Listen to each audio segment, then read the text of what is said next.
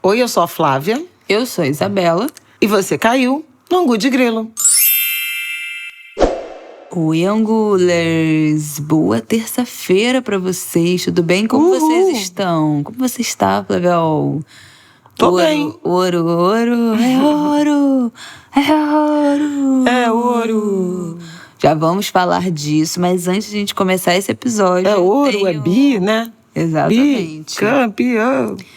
Antes da gente começar esse papo, eu tenho um recado pra vocês, que eu sei que vocês adoram tanto quanto a gente, quando o Angu começa com um recadinho desses. Esse episódio é apoiado por Amazon Music. Bom, se você não sabe o que é, mas você gosta de música e de podcast, já tá no caminho certo pra amar essa descoberta que eu vou contar pra vocês agora. O Amazon Music é o streaming da Amazon, que tem milhões de músicas e milhares de podcasts pra você ouvir de graça. É óbvio que o Angu já está lá. Então, mais uma plataforma para você ouvir a gente e também os seus cantores favoritos. O Amazon Music tem a opção gratuita, que não precisa fazer nenhuma assinatura com cartão de crédito. É só criar uma conta na Amazon e aproveitar o acesso a 2 milhões de músicas e milhares de podcasts, além de playlists maravilhosas. A minha favorita, obviamente, é a Parada Rap, que tem o melhor do rap nacional, que é o meu gênero musical favorito. Vocês bem sabem, não é novidade para ninguém que é ouvinte deste podcast. Bom, tem um diferencial aí. Assinando o Amazon Music Unlimited, você tem acesso a 75 milhões de músicas e 10 milhões de episódios de podcast para ouvir quando você quiser e sem anúncio. Gente, vou passar o resto da vida ouvindo música e podcast. Dá tempo, vamos lá. Além disso, você também pode baixar os podcasts para ouvir offline. Essa função eu gosto muito, porque você faz aquela playlist só com os podcasts que estão atrasados para você ouvir, salva tudo offline e vai ouvir fazendo uma caminhada, com máscara, um passeio em um lugar aberto, sem depender do seu plano de dados. Dá pra ouvir tudo no modo avião, entendeu? Pra desviar daquelas ligações, perturbação, notificação, atrapalhando o seu episódio favorito. Temos boas notícias, que nesse momento os novos assinantes podem experimentar a Amazon Music Unlimited gratuitamente por 30 dias. É só vocês entrarem no www.amazon.com.br/Angu de Grilo para experimentar o Amazon Music Unlimited de graça por 30 dias. O link vai estar aqui na descrição do episódio. O plano é renovado automaticamente, mas você pode cancelar ele a qualquer momento. Se você tiver alguma dúvida sobre essa promoção, sobre essa oferta, vai lá, dá uma lida nos termos e condições no site.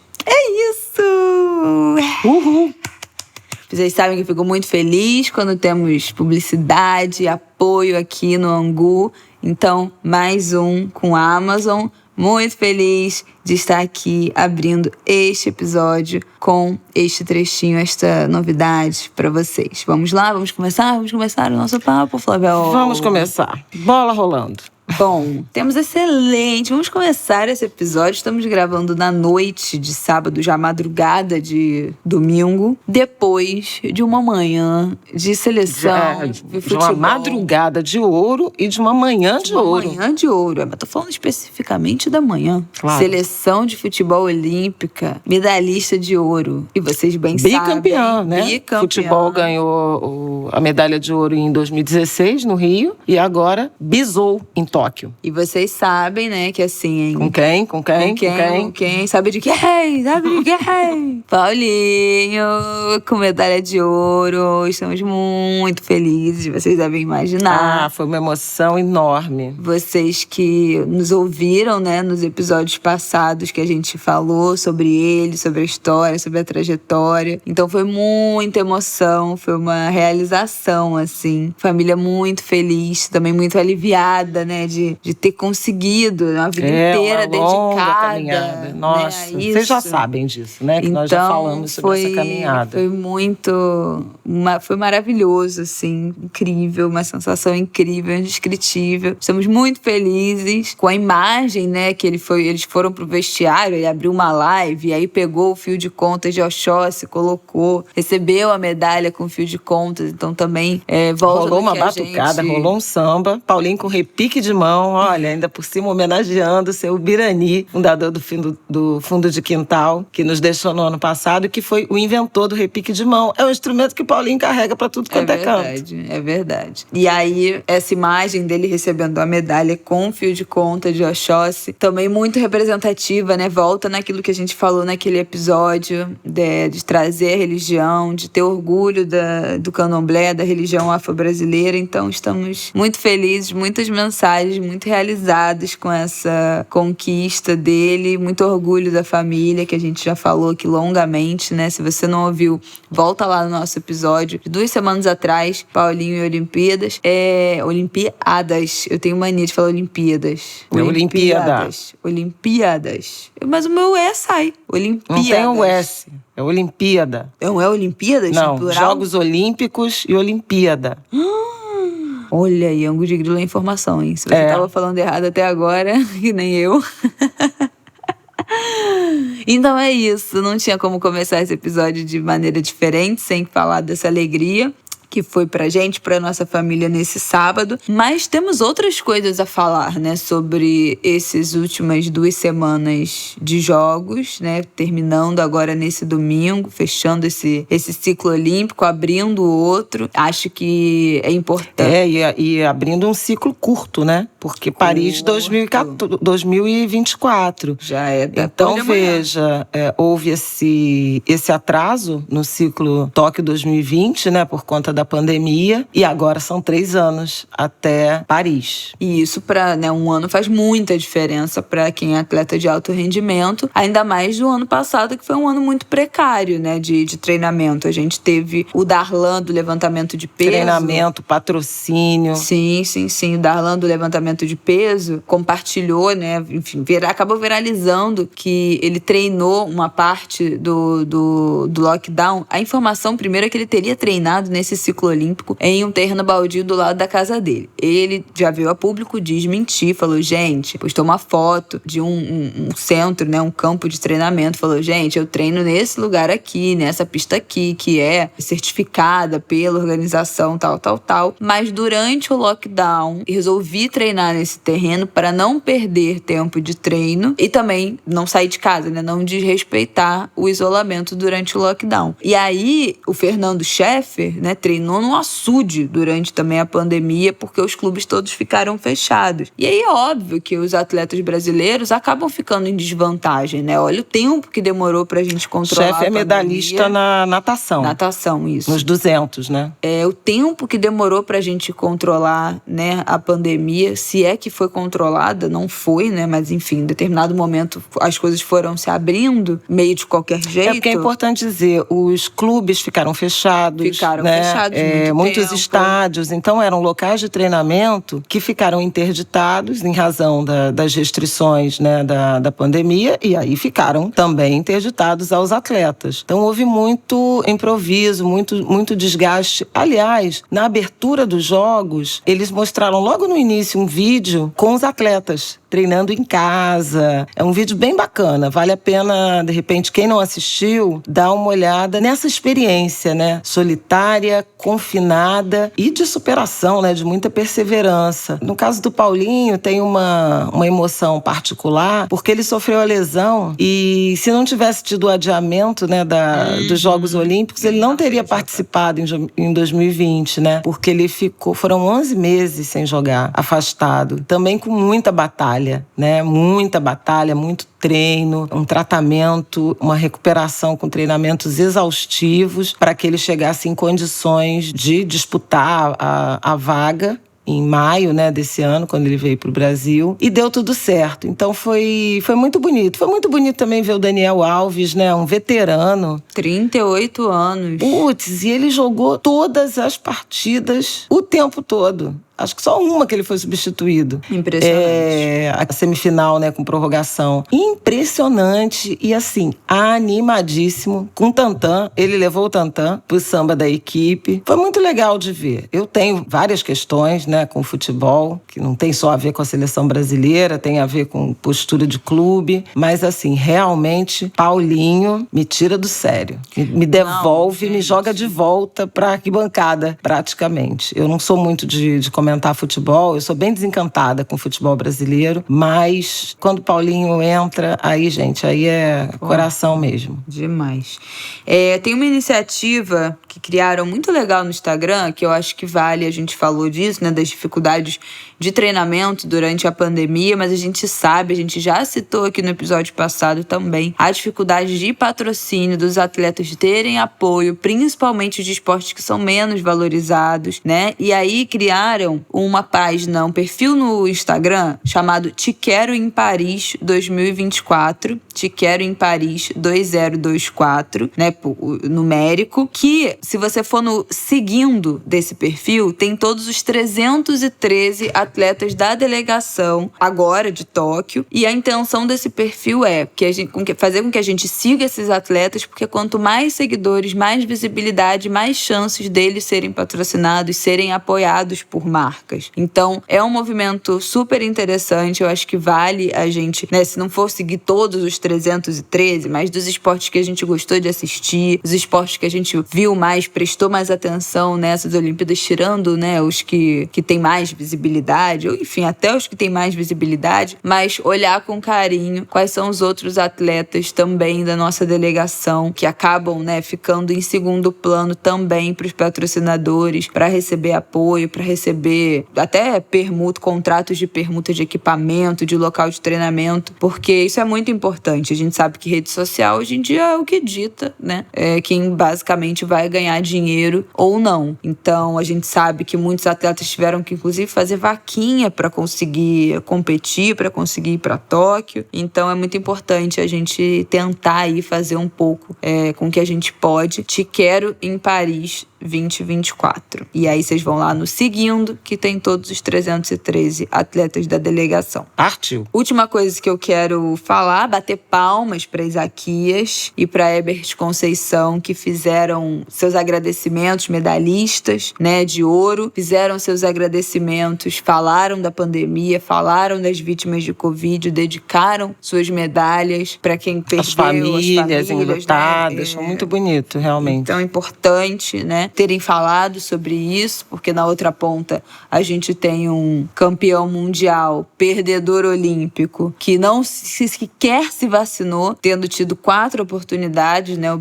Medina do surf. Teve 4 oportunidades de se vacinar pelo COB, por estar nos Estados Unidos, porque na cidade dele já estava na faixa etária, e mais uma que eu já não me lembro mais, teve 4 oportunidades de vacinação, não se vacinou porque disse que não teve tempo, que a agenda dele, enfim, aquilo, né, que nós já sabemos, acabou ficando em 4º lugar, foi até muito, depois dessa declaração que não tinha se vacinado porque não teve tempo, tinha que ter ficado mais para trás ainda. Mas então, palmas aos nossos medalhistas de ouro, falaram sobre decepcionante pandemia, falaram da Covid.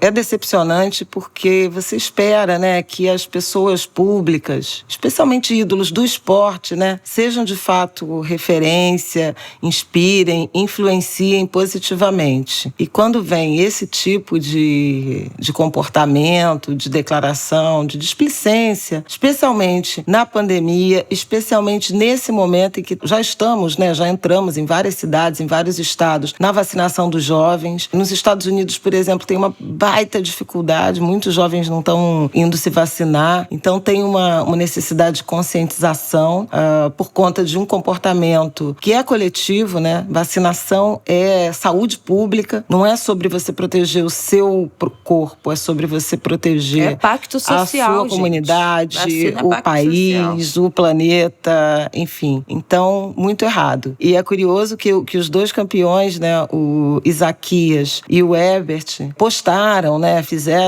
postaram seu momento de vacinação e gravando mensagem de apoio, né, à vacinação. Então, isso também é sobre ser ídolo, né, do esporte, né? Os exemplos que estão dando. Eu também queria falar da Ana Marcela, né, da maratona aquática. Caramba! Impressionante aquilo ali. Mulher peixe, né? Impressionante. 2 horas nadando. E parece que ela nada a maratona aquática de 25 quilômetros, que são isso? 8 horas nadando. Que isso? Isso não deve fazer bem, não, pro corpo. Bom, esporte de alto rendimento não faz bem pro corpo, né? Mas ela foi uma leoa, sabe? Sei lá. Impressionante.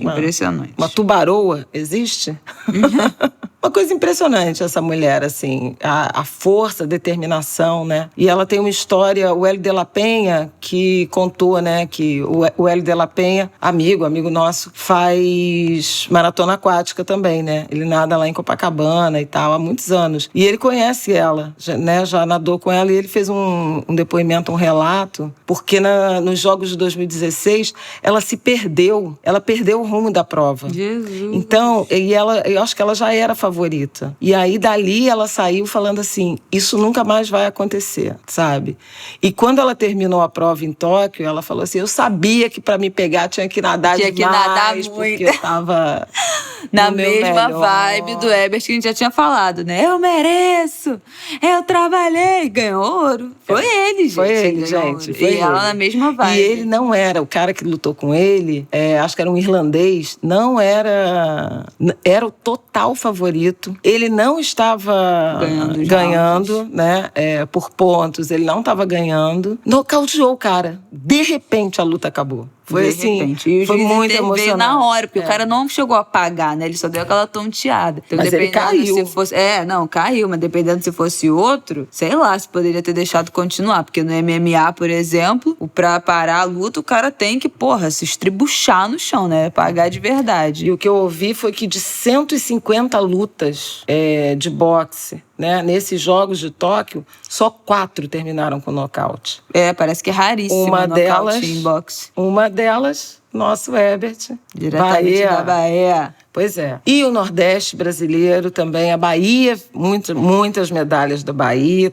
Tem uma zoação danada dizendo que a Bahia ganhou mais medalha que o Brasil, ganhou mais medalha que Portugal, que Argentina. Muito orgulho, mas eu acho que eu já comentei aqui no Angu de Grilo logo no início dos Jogos, né? Quando a gente falou de Raíssa Fadinha, Ítalo, né? Do surf, Fadinha do skate, sobre esse protagonismo, né, essa visibilidade que atletas do Nordeste brasileiro tiveram nos Jogos. O Ítalo é do Rio Grande do Norte, né, de Bahia Formosa. A Fadinha, Raíssa Leal, é de Imperatriz, no Maranhão, segunda maior cidade do Maranhão. Mas tem mais gente. Pamela, do skate, é de Paracuru, no Ceará. E esses baianos todos, né? Herbert, Bia Ferreira, do boxe também. Que vai lutar daqui a pouco. Quando vocês ouvirem, já vamos ter o resultado. Mas ela ou é ouro ou é prata. Tem de ouro e tem de prata. Qualquer uma, ela pode ganhar. Foi muito bacana, sabe? Muito inspirador ver esse desempenho das pessoas do Nordeste, dos atletas do Nordeste. E sempre para chamar atenção para a visibilidade, para a necessidade de apoio, de patrocínio, para descentralizar essa estrutura de apoio financeiro a atletas que é muito voltada para o eixo Rio-São Paulo, eventualmente Minas, eventualmente um pouco do Sul, mas basicamente o eixo Rio-São Paulo, a gente ter mais investimentos, mais visibilidade e pensar em estruturas, né, de apoio, de desenvolvimento para o esporte no Brasil inteiro, aliado à educação, e acho que esse é um bom momento, né, com tanta evasão escolar, com tanta interrupção nos ciclos, né, educacionais por conta da pandemia. Eu acho que fazer um esforço de conjugar educação e esporte, inclusive no contexto de pandemia, de práticas ao ar livre, né,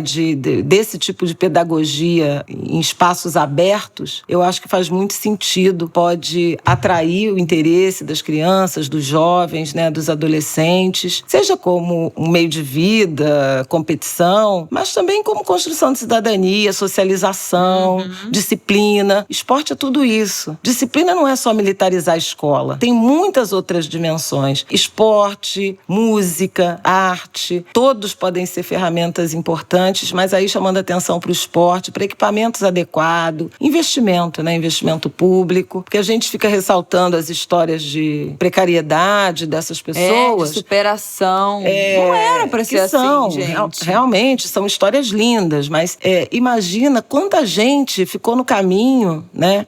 Quantos potenciais medalhistas ou cidadãos, atletas bem-sucedidos que ficaram pelo caminho pela falta de oportunidade, pela falta de condições das famílias. Então, assim, é importante a gente pensar, enquanto valoriza, né, esse desempenho, a gente pensar sob a perspectiva de política pública, né, de inclusão pelo esporte. Eu acho muito legal. A Rebeca também, né, maravilhosa, porta-bandeira na cerimônia de encerramento. Foi muito bonito. O Japão está com problema, né, o número de casos de Covid aumentando muito, não na Vila, né, acho que eles construíram uma bolha que foi eficiente, os casos que apareceram, aparentemente, né, não transbordaram e não foram graves, mas o país está passando por um momento difícil, né, e o governo japonês vai ter que se entender com a própria população, que... Não querem vacinar, né? A população lá não tem essa tradição, lá não tem tradição de vacina e tem questões, né? O governo, enfim, optou por fazer a despeito do desinteresse, dos protestos. Então, a gente está falando aqui de cidadania, né? Tem que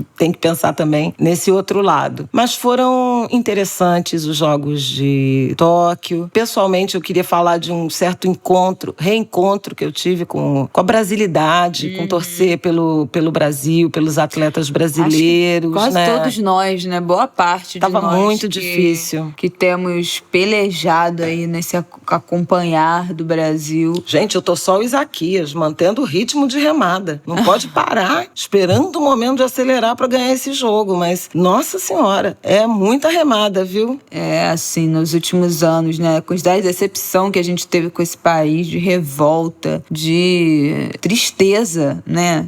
Muito antes da pandemia, não é nem só, só durante a pandemia, muito antes, a pandemia, né? Mas tem uma conjuntura horrorosa de todos os sentidos. Também o que virou, né? Essa camisa que acabou virando essas cores do Brasil, essas cores da bandeira, essa camisa do futebol, tudo foi virando uma bola de neve, assim, de raiva, de indignação pra nossa parte, né? Aqui, nós e os angulers. Então, a gente tomou um ranço, né? Mesmo, assim, de torcer pelo Brasil. A gente acaba tendo mais contato com a torcida pelo Brasil pelo futebol, que é um esporte que, né? A CBF, essa tristeza, né? Que nos tanto nos indigna. Os jogadores também, cada posicionamento ou falta de posicionamento, que também é lamentável, né? Também afasta mais ainda. E a gente ficou com esse ranço de torcer pelo Brasil. Acho que a pandemia também redimiu um pouco, né? A gente vê nossos atletas se posicionando, se vacinando, falando da pandemia, né? Parte deles. Lembrar, né? Resgatar um pouco dessa sensação de que, o Brasil é Rebeca, é Isaquias. O Brasil é Rebeca, é Isaquias, é o Bruno da natação, Herbert, então, né? Paulinho. Então, assim, né? Que tirar essa ranço que a gente tava de ver essas cores em as meninas pessoas, do vôlei, né? Também aguerridas. Demais. Nossa Senhora. Então, gigante. Eu acho que foi bom também pra isso, pra gente se reconectar um pouco com o que a gente verdadeiramente é, né, gente? Tiago, né? Tiago Braz também ganhou, né? Ganhou bronze. Bimedalhista olímpico, 2016 ouro. E nesse bronze, a gente até falou aqui, né, dele, que aquele dia que a gente perdeu o ouro abaixo, dele. Né? Perdemos. Mas foi medalhista de bronze também, sensacional. Então acho que a Olimpíada varreu a nossa, plural. A Olimpíada varreu um pouco da nossa alma aí desses últimos tempos. Espanou, bolou. E tem Paralimpíada vindo, né, gente? No final agora de agosto, se eu não me engano, dia 24, começa a Paralimpíada, que o Brasil geralmente tem desempenho excelente, melhor do que na Olimpíada. Então, estaremos muito atentos. Vai ter cobertura também, pelo que eu saiba. Vai, Sport TV vai cobrir, TV Globo. Vai. Então, vai ter cobertura da Paralimpíada. Vamos prestigiar, vamos assistir, porque vamos Brasil cobrar promete também investimento e apoio aos nossos atletas paralímpicos. E uma boa oportunidade, me comprometo aqui, vou até botar na agenda, da gente trazer na semana que começa a Paralimpíada, falar um pouco de capacitismo, que é o preconceito contra pessoas com deficiência. É um momento excelente da gente falar sobre isso. Cria-se muitos estereótipos em pessoas com deficiência, que a gente também precisa falar um pouco. Já tem vários influenciadores falando sobre isso na internet. Dudu, Marina, tem uma galera. Vou ver se eu coloco aqui nessa descrição também pra gente já ir adiantando esse assunto, que com certeza vai crescer durante a Paralimpíada, e é muito importante que a gente esteja atento. É 24 mesmo que começa a Paralimpíada, que cai numa terça-feira, então estaremos angularizados. Vamos passar para o nosso próximo assunto. Você quer falar primeiro de rapidamente desse governo? Horroroso? Não, é porque no programa da semana passada eu tinha falado de uma tensão e de uma expectativa, como é que seria a volta, né, do recesso, tanto no judiciário quanto na CPI. Né? A CPI, nessa primeira semana de agosto, foi inclusive ofuscada pela crise institucional que se agravou. Mas, felizmente, eu acho, se agravou em razão de uma reação bem-vinda, tardia, mas bem-vinda, do judiciário em relação aos arroubos, discursos golpistas do presidente da República. Acho que a gente tinha comentado na semana passada dos ataques de Bolsonaro à urna eletrônica, ao sistema eleitoral, ao ministro Luiz Roberto Barroso do Supremo Tribunal Federal e atual presidente do Tribunal Superior Eleitoral, e na volta do recesso, né, das férias lá do judiciário, tanto o Supremo Tribunal Federal quanto o Tribunal Superior Eleitoral tomaram medidas, além dos discursos, né, discursos fortes do ministro Luiz Fux, presidente do Supremo Tribunal Federal, que chegou inclusive a suspender a tal reunião com os chefes dos poderes, né? Ia ter uma reunião para apaziguar, de pacificação, com Luiz Fux, Jair Bolsonaro, Arthur Lira, presidente da Câmara, e Rodrigo Pacheco, presidente do Senado. A reunião seria no dia em que o Bolsonaro passou mal, foi internado, né, e acabou sendo adiada. Só que ele foi internado, saiu do hospital e continuou atacando. E essa semana o Luiz Fux leu uma carta, na semana que passou, fez um pronunciamento após a sessão de reabertura, né, do Supremo, cancelando esse encontro e chamando a responsabilidade, né, o presidente da República, em razão dos compromissos de respeito à Constituição, ao sistema político, às instituições. No Tribunal Superior Eleitoral houve a abertura de uma investigação sobre os ataques que o presidente tem feito e uma recomendação que Jair Bolsonaro fosse incluído no inquérito das fake news que está em tramitação no Supremo Tribunal Federal. E o ministro Alexandre de Moraes, que é o relator, acolheu o pedido e incluiu Bolsonaro na investigação das fake news. Então, houve uma movimentação muito forte no judiciário de reação a esse golpismo do presidente, esses ataques às instituições democráticas. Ao longo da semana, houve uma carta que impressionou bastante, porque foi um manifesto de empresários, economistas, acadêmicos, intelectuais, artistas, mas chamou muito a atenção por ter sido uma carta assinada por alguns dos grandes nomes, né, do PIB, o Setúbal, Moreira Salles, presidentes de banco, ex-presidente do Banco Central, falando em defesa da democracia, em defesa do sistema eleitoral, da urna eletrônica, da apuração eletrônica, e isso parece, né, ter sido um sinal. Bom, do judiciário foi claro, né, de fim da tolerância, e no caso dessa carta, do PIB também, eu acho que pelo menos começando a se dar conta que democracia, estabilidade institucional, segurança jurídica, né, respeito à legislação, são ativos também para decisões de investimento, para o funcionamento da economia. Então, assim, não adianta, o presidente da República é um acelerado golpista com discurso destemperado, mas as reformas, mas tem o Paulo Guedes, que nada, tá tudo em frangalho. Tá tudo em frangalho porque não tem liderança. E ninguém tá seguro, né, num ambiente assim. Então, acho que foram sinais importantes. Na sexta-feira,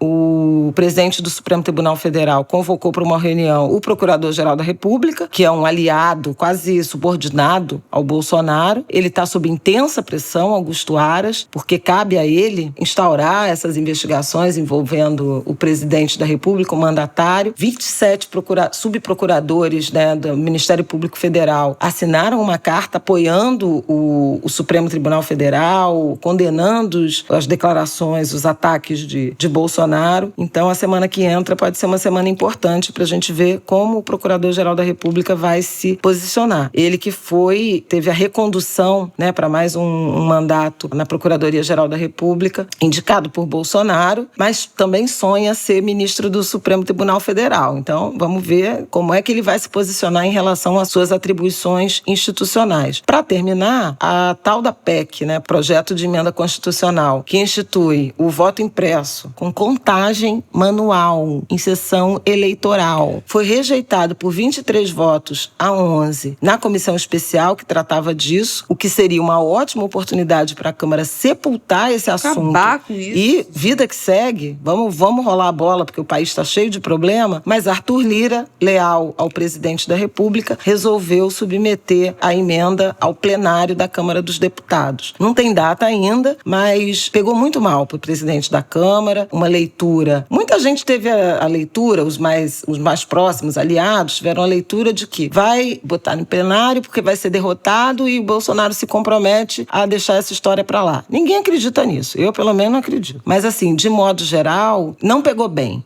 Não pegou bem porque a sensação é de que ele cedeu à pressão do Bolsonaro e do ministro da Defesa, Braga Neto, que teria dito que não vai ter eleição, né? Mandado um recado para Arthur Lira de que não haverá eleição em 2022 se a emenda do voto impresso não fosse aprovada. E a Câmara dos Deputados perdeu uma grande oportunidade de se posicionar ao lado do judiciário, que realmente apertou o cerco, subiu o sarrafo, para a gente ainda usar uma metáfora olímpica. A expectativa ainda é de que seja uma derrota acachapante para o Bolsonaro, com a submissão ao plenário, porque precisa de 308 votos, né? Porque é projeto de emenda constitucional. E 308 votos de deputados que teriam que também, se ficando ao lado do presidente, e com esse ambiente tão polarizado, tenso, né, de disputa com o judiciário, teriam que se mostrar do lado do presidente e de costas para o judiciário, o que é posição um tanto quanto arriscada. O ponto é que o presidente da Câmara teve a oportunidade de virar essa página na semana que passou, em que o judiciário se posicionou, não fez, então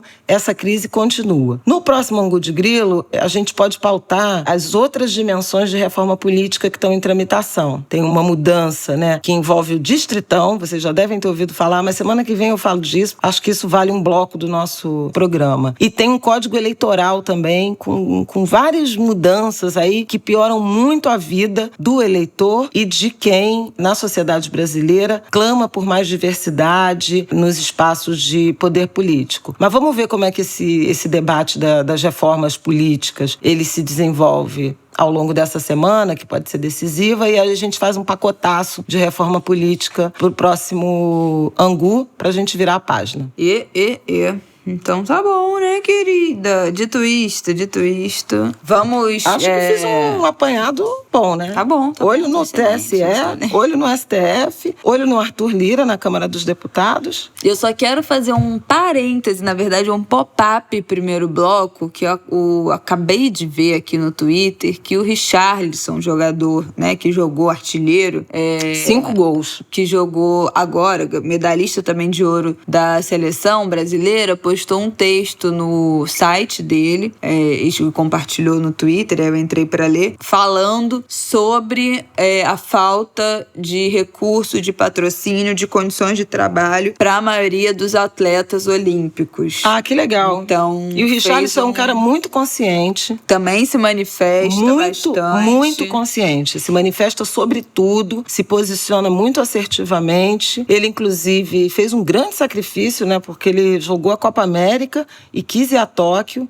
Gosta muito de representar a seleção brasileira, mas é um cidadão muito bacana, assim. Ele sempre recebe elogios pelos posicionamentos públicos que assume. Então fez um texto falando sobre isso, a dificuldade de vários atletas que passaram as Olimpíadas, né, esse ciclo olímpico, sem estrutura, sem ter seus esportes transmitidos. Mais de 90% dos jogadores do país trabalham todo dia por um salário mínimo ou menos, né, falando de outros, inclusive de outros jogadores de futebol. Mesmo no futebol há muita desigualdade. Também falou da disparidade com o futebol feminino, que é imensa também, apesar de já comentamos aqui no Angu na semana passada.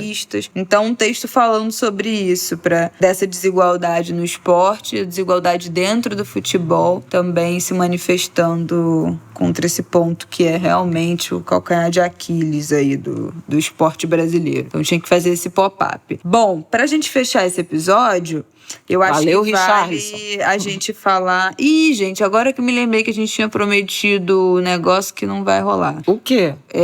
Que a gente tinha falado no episódio passado, domingo que vem, Dia dos Pais. Feliz Dia dos Pais. Eu falei, será que não vem uma participação aí do pai do ano? Então, inclui. Vamos ver se a gente inclui consegue. Aí no final desse episódio. Que o homem trabalha, gente. Pois é, agora eu trabalho enquanto a gente grava, ele está trabalhando, está de plantão. Então não tem nem como chamar a pessoa para se apresentar aqui na gravação. Mas pra gente fechar esse episódio, eu acho que vale a gente falar da variante Delta, não é isso? Notícia do final dessa semana, que agora já passou, né? Semana passada, que a variante Delta já é responsável por mais de 93% dos casos de Covid nos Estados Unidos. Um crescimento muito grande nos últimos 2 meses dessa variante, que a gente sabe que tem um risco de transmissibilidade muito maior, né? Muito mais transmissível. Em alguns lugares dos Estados Unidos, incluindo a região de Iowa, Kansas, Missouri e Nebraska, a Delta já é responsável por mais de 98% dos casos dos vírus que estão circulando. Varreu. Então, a Delta tá varrendo, tá dominando. Na Europa, no Reino Unido também. 20 de julho, a notícia era que era responsável por 83% dos casos de Covid nos Estados Unidos. 4 de agosto, 15 dias depois, já é responsável por mais de 93% dos casos. Nos Estados Unidos está se falando muito da pandemia dos não vacinados, né? Tem uma recusa muito grande, como minha mãe tinha mencionado, da vacinação. E existe uma pandemia em curso, né? Ainda e se agravando entre as pessoas que não vacinaram lá, né? No caso dos Estados Unidos, por escolha, né? Tem vacina sobrando, enfim, a gente sabe disso. Eles estão doando vacina, estão jogando vacina fora, tá vencendo vacina. E aqui no Rio, a matéria desse fim de semana também, informação desse final da semana passada, né? Para agora que vocês estiverem ouvindo, 95% das pessoas internadas não tomaram nem a primeira dose. Então, óbvio que tem também, né, um fator. Muita gente não quer tomar a vacina, muita gente se esquivando da vacina, mas também um atraso enorme na nossa vacinação,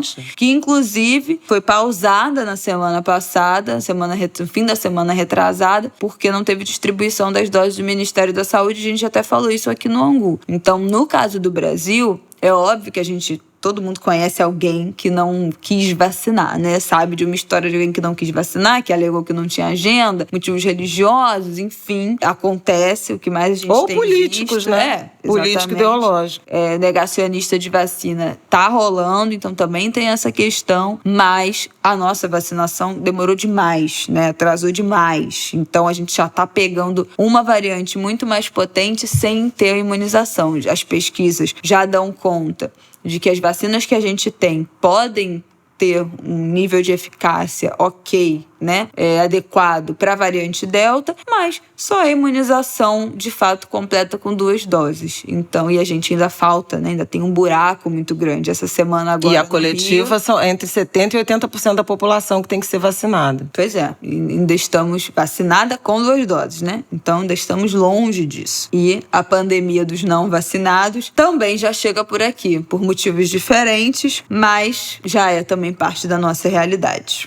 A pandemia dos não vacinados, no caso dos Estados Unidos, é gente que tem vacina e não quer se vacinar. Aqui tem os não vacinados por falta de vacina, né? Por escassez de vacinas. O Rio de Janeiro faz uma medição muito importante, interessante, sobre a variante Delta. Tem um trabalho da Fiocruz com o FRJ, Secretaria Estadual de Saúde, que faz um monitoramento genômico, é assim que eles chamam, de 800 amostras, né, por mês. Aqui também a variante Delta, ela está já em transmissão comunitária, galopante, porque ela é mais transmissível. Em meados de julho, era 16% dos casos no Rio de Janeiro eram da variante Delta. Na semana passada, primeira semana de agosto, 26%. Está aumentando muito. Na capital, 46%, né, das amostras colhidas na capital já mostram que é variante Delta. Em São Paulo, o dado também é próximo de 1/4 da população, ou dos casos, né, já são de variante Delta. Então, há uma preocupação grande com a velocidade de transmissão dessa variante. Por isso, é importante higienização das mãos, uso de máscara, PFF2 de preferência, ou então uma máscara com 3 camadas, ou 2 máscaras de 2 camadas. Atividades ao ar livre, né, evitar aglomeração, se fosse encontrar em ambientes abertos, porque quanto mais confinado, pior. O secretário municipal de saúde, Daniel Sorães, já previu que nos próximos 30 dias, né, a variante Delta será dominante no Rio de Janeiro. O prefeito Eduardo Paes aqui já recuou, já voltou atrás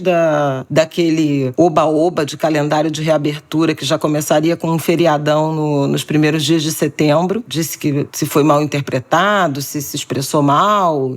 Claro que o comitê científico é que vai decidir, que só haverá reabertura se houver condições epidemiológicas. Não há. Então a gente tem que esperar um pouco mais. A despeito disso, a Liesa já vai iniciar a reserva de camarotes nessa semana que está entrando, confirmação em setembro, e venda de frisa e arquibancada também no mês que vem. Isso acontece porque o Carnaval assim como o Réveillon, também saiu, né, o caderno de encargo para quem quiser investir no Réveillon, são eventos que têm que ser planejados com antecedência, é um calendário ao contrário. Então, agosto é sempre o mês do ponto de partida. Julho e agosto são os meses de largada, tanto do Réveillon quanto do Carnaval, por conta da elaboração dos pacotes turísticos, da atração de visitantes estrangeiros ou de outros estados. Você tem que ter esse calendário aí decrescente, a partir da data e retrocedendo. Agora, estão todos avisados que, se houver agravamento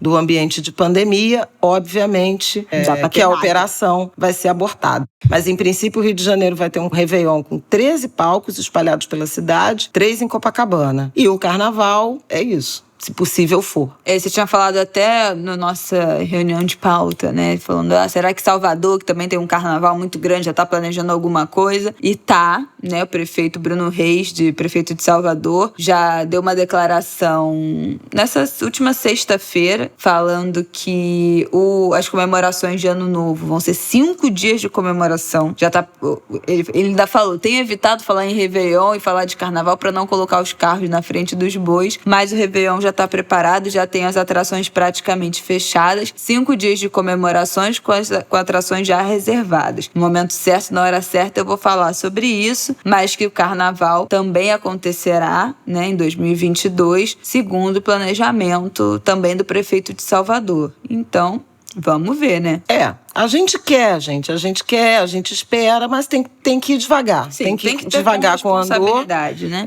E a última coisa que eu queria falar em relação a essa questão da variante Delta é que as escolas voltaram, né? No caso do Rio de Janeiro, até as escolas estaduais, a Secretaria Estadual de Saúde mandou parar, né, as aulas presenciais de novo em razão da variante Delta. As escolas municipais não, continuarão funcionando, pelo menos nesse momento, e as escolas particulares também. Brasil afora também a gente está com aula presencial e um aumento aí de casos entre crianças. Então, na verdade, é mais um apelo para a gente conseguir manter nossas crianças na escola. As famílias vão ter que ter muita responsabilidade solidária né, de manter todo o cuidado dentro de casa, evitar aglomerações em outros espaços, para que as crianças cheguem íntegras nos espaços escolares, não contraiam a doença e não transmitam, porque a vacinação das crianças não tem previsão. Sim. Né? As famílias e os profissionais também, né? Que alguns podem já até estar com segunda dose da vacina e até flexibilizando muito mais, mas a gente sabe que quem é vacinado pode pegar e pode transmitir. Então, a gente precisa proteger nossas crianças. Então, assim, é absolutamente fundamental que, para a gente continuar com o esforço de retomada das aulas, e elas já perderam demais, que a gente faça esse esforço do coletivo de proteção contra a pandemia. Não acabou, vai acabar. Se a gente colaborar, vai acabar mais rápido. Vamos com fé.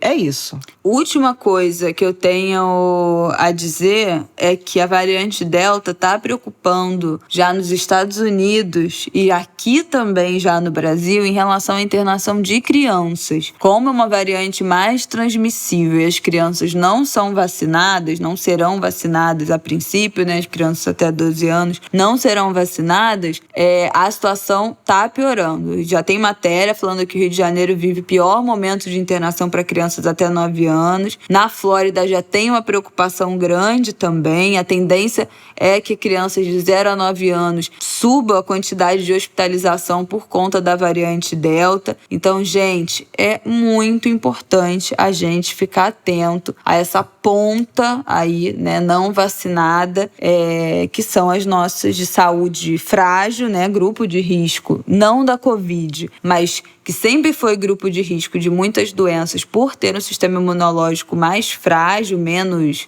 desenvolvido, né, menos forte, digamos assim, apesar das ainda tem o frio, né, que o inverno esse ano está bem rigoroso, né, temporada de gripe, pneumonia, quer dizer, Covid, vacinem contra gripe, vacinem contra pneumonia, quem puder, porque também é importante a gente se blindar de outras doenças que podem derrubar a nossa imunidade. Aliás, quem vacinou acho que ainda pode vacinar, porque o Ministério da Saúde abriu geral. Como teve procura abaixo do que eles estavam prevendo, liberou para todo mundo. Então, assim, quem não tomou vacina da gripe, corre no posto, se informa na sua cidade e tome, porque vale a pena. Realmente, né? Menos uma perturbação na nossa cabeça. Basicamente isso. Exatamente. Vamos vacinar. É isso, gente. É isso, Flavião? Então tá bom. Eu acho que é. Então tá bom. Até semana que vem, o que acha que tá faltando? Não, achei que eu queria me lembrar se estava faltando alguma coisa, mas já dei uma dica, né? Já dei uma dica de série. Já deu uma dica, né? Djamila Ribeiro lançou Cartas para Minha Avó. Acho que vocês já devem estar sabendo. Eu recebi, eu ainda não li. Menina, do livro. Olha aqui, na minha cara aqui, me dá aqui. Gente, vocês não sabem. Eu ainda não li, mas eu já recebi, estou muito empolgada com Cartas para Minha Avó. Eu gosto de livro de carta. Aliás, escreveria um. Isabela que não concordou. Que a gente ia fazer um livro a 4 mãos, que era em carta, mas ela não gosta disso. Olha, minha mãe é... É verdade. Lavando roupa suja aqui. Não, pois Mas Cartas para Minha Avó, o livro da Djamila, está sendo super bem recebido. Foi lançado no dia 1º de agosto, aliás, ela é leonina, né? Que nem eu também. Um monte de leonina nessa temporada. Vou juntar. Semana que vem, vou ver se eu junto alguns livros para indicar, porque tem uma pilha de indicações. Inclusive de livros infantis que eu quero também começar a indicar, sim. E afrocentrados, né? De autores negros, de temáticas afro. Eu quero falar sobre isso. Tem mais 2 livros que saíram de mãe, Stella de Oxóssi e Graziella Duomini. Semana que vem vamos fazer um bloco de literatura. Vamos. Eu topo super. Gente, falando em literatura, o que eu tenho aqui para indicar para vocês. Lançou o livro que eu escrevi, o prefácio, meu primeiro prefácio. Ai, tô muito feliz. O livro chama Feminismo Branco, das sufragistas às influenciadoras e quem elas deixam para trás. Um livro da Koa Beck. Ela é uma americana, jornalista, foi editora executiva da Vogue.com, de vários portais de moda e comportamento. Já escreveu pro The Guardian, outros veículos, enfim. E escreveu esse livro, primeira tradução dele. Ela é uma mulher birracial e queer, se declara a orientação sexual dela como queer. se relaciona com mulheres. E o livro fala de como o movimento feminista foi muito apropriado pelas mulheres brancas e de todas as pessoas que elas tiveram que pisar em cima para o feminismo liberal ou feminismo branco triunfar, também ao ser cooptado pelo capitalismo e também se usar do capitalismo. Então, um usou o outro aí para o seu crescimento pessoal. E aí o livro fala disso, quais foram esses momentos, desde as sufragistas até agora as influenciadoras digitais, a falta de posicionamento, fala dos episódios do racha que teve na época das manifestações contra o Trump, das mulheres nos Estados Unidos, como teve um racha entre as mulheres negras e as mulheres brancas por conta das manifestações, da falta de espaço. Então o livro faz todo um resgate histórico desse roubo de protagonismo e dessa falta de espaço que não foi dado para mulheres negras, para as mulheres muçulmanas, para as mulheres LGBTs. Então eles têm para as mulheres judias também, o livro cita. Ela traz um resgate grande, assim, falando sobre esse feminismo branco, um assunto que muito me interessa, que vocês sabem, que já falei aqui no Angu várias vezes, já falei no Instagram várias vezes, fui convidada pela HarperCollins para fazer esse prefácio. Fiquei muito feliz, tremi na base, mas fiquei muito feliz. E o livro já está em pré-venda, então procurem, vou deixar links aqui embaixo também nessa descrição para vocês conhecerem o livro. E muito feliz de fazer parte desse projeto. Vou postar mais sobre ele no... Não é porque é minha filha não, mas tá muito, super bem escrito o prefácio, viu? Queria dizer que Flávia Ol sempre corrige, sempre reclama das coisas que eu escrevo e fica querendo corrigir. Ai, que mentira, que exagero, não reclama, cara. Não reclama. Mas ela fica fazendo correções de revisão quando eu peço pra ela dar uma lida nas coisas. Mas desse ela não pontuou nada, passou batido, tá, queridas? Então, vocês, por favor, prestigiem. O livro é muito bom mesmo, assim.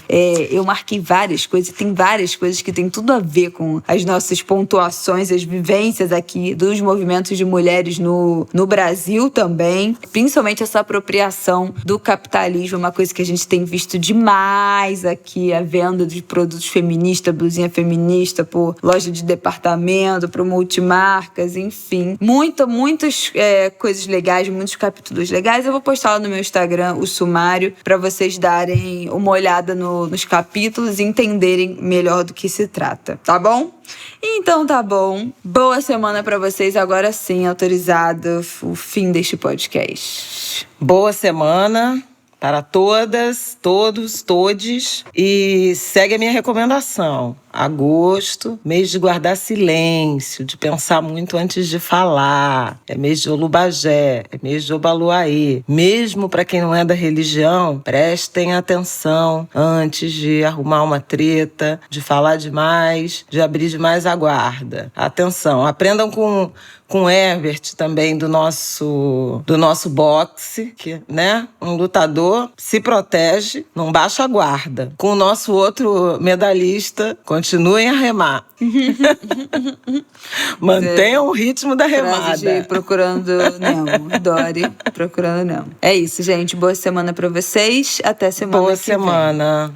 Um beijo. Love you all. Ih, poliglota ela. Troglodita ela. Um beijo. Palhaça.